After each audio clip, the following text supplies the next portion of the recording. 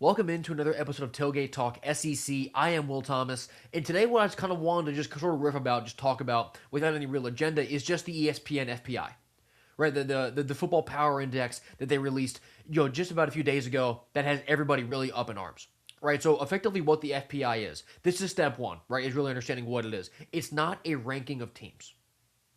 It's not. You have teams, like Florida, like Missouri, like Tennessee, that are up higher than they'll be ranked. They're not ranked there. It's a power rating. It's effectively breaking down the roster talent of the schools, and it's assigning neutral field favorability to those teams in that order. So Ohio State is 1, Texas is 2. On a neutral field, Ohio State will be favored. Florida is 18, Clemson is 19. On a neutral field, Florida will be the favorite in that game. That's what that's saying. This is not a ranking of teams based on how they think the season's going to end up. Right? The FPI is not telling you that USC will be 13, Ole Miss will be 14, Tennessee will be 16. That's not saying that's how the season's going to end up. It is saying right now, given what we know about this season, which is exclusively on paper, this is how teams are favored. So when you have ratings that are based off of just on paper, you have nothing on the field, yes, it is going to be skewed toward schools with bigger budgets, schools with better rosters, and schools in bigger conferences. And that's what you see, right? I mean, a lot of the pushback on this was how much of the SEC has a presence. I forget the exact number. I'm looking at the list. I don't want to count it all. But the SEC is a disproportionate amount of the top 20, 25, and so on. I don't think that that's overly flagrant because based off of talent sites, composite rankings of, roster talent, the SEC is a step above every other conference. That is true. And, while the SEC schools don't have the biggest budgets, I think that pound for pound going through the entire league, the SEC has the biggest depth of budget, right? So therefore their depth of talent is higher. And that is still true. But then the pushback you get on that is, well, then why has the SEC not made a title game in the last 3 years? Why are they in this drought? That's because the top of the Big Ten, and now, with Miami and Notre Dame, those schools are better than the top of the SEC. No one with a brain is debating that. Right, the top of the Big Ten, Ohio State, Indiana, Michigan 3 years ago. You can talk about Oregon right now. That cluster of schools is better than the top 4 or 5 cluster of SEC schools. That's been evident based on who's winning the title games, who's winning the playoff games, all that. But the depth of the SEC is still the best in the country. That's why you're seeing the FPI reflect the way that it does. So then the second biggest argument about this is that, this is just SEC bias planting its seeds so they can shove a bunch of SEC teams back into the playoff again, at the end of this season. Because the FPI, this will influence the first AP poll, which then influences the second, third, fourth AP poll, and then, the first CFP ratings sort of go off that AP poll, what goes on. So the biggest argument about this is that, the FPI effect is, goes a long way in determining the playoff field. I disagree with that a little bit because, once you get to, I forget what week the CFP rankings come out, but it's in October and November. As you go through each week's AP poll and then through the playoff polls, it dilutes itself. Right? Yes, the FPI is going to be used, and you'll be able to really see remnants of how the FPI lined up for the first 3 or 4 weeks, I think. But those rankings don't matter.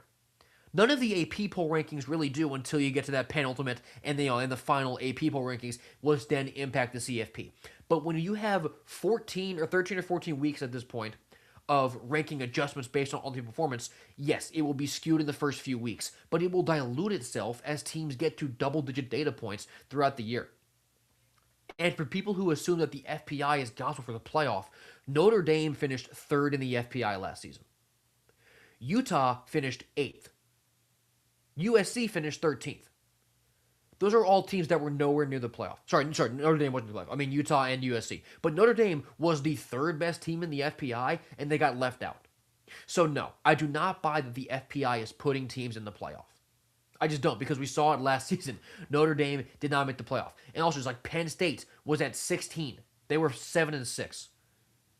Right, so there are teams, it's not just the SEC, believe it or not, that has, computer rankings that don't always match up with on-field performance. The FPI does not determine who goes to the playoff. Does it impact the beginning of the AP poll, which impacts the rest of the AP poll and CFP rankings? It does. But in my opinion, it dilutes itself as you go through all of these weeks, all of these data points, so then at the end, you get to what is, pretty much correct.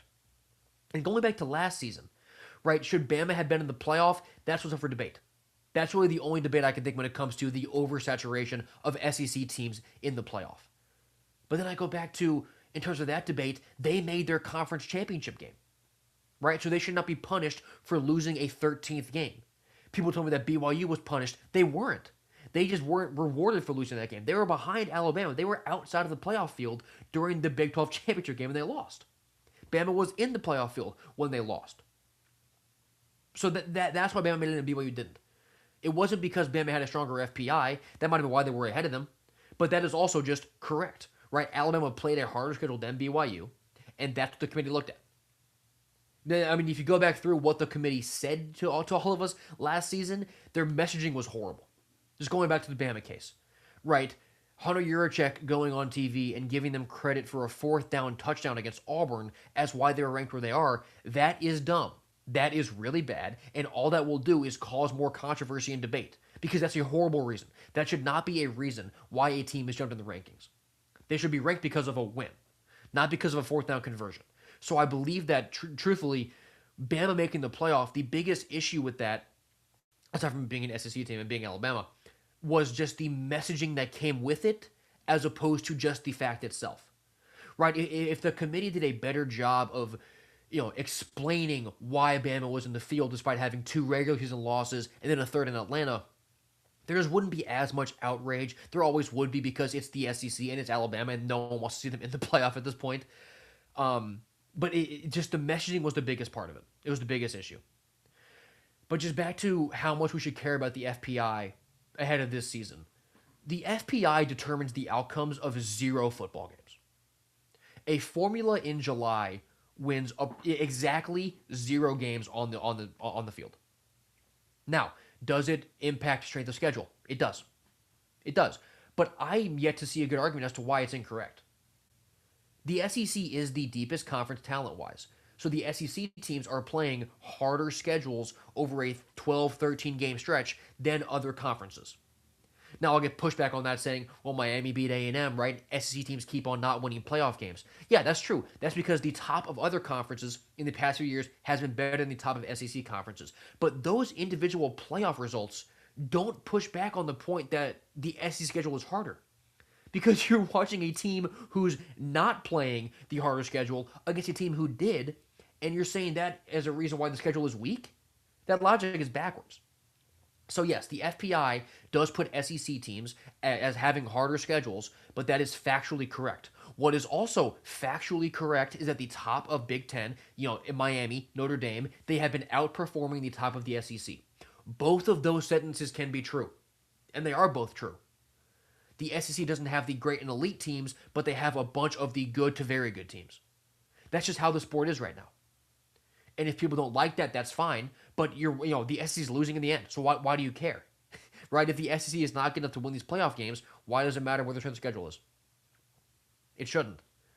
It either matters or it doesn't, and it seems like the argument out there just gets construed a bunch of different ways based on what point people want to make in certain individual tweets. So, does the FPI matter? It does in the sense of, assessing strength of schedule, but when you get to the playoff rankings, this will be fully diluted. And even if it isn't, last year, the team number 3 in the FPI missed out on the playoff with a 10-2 record.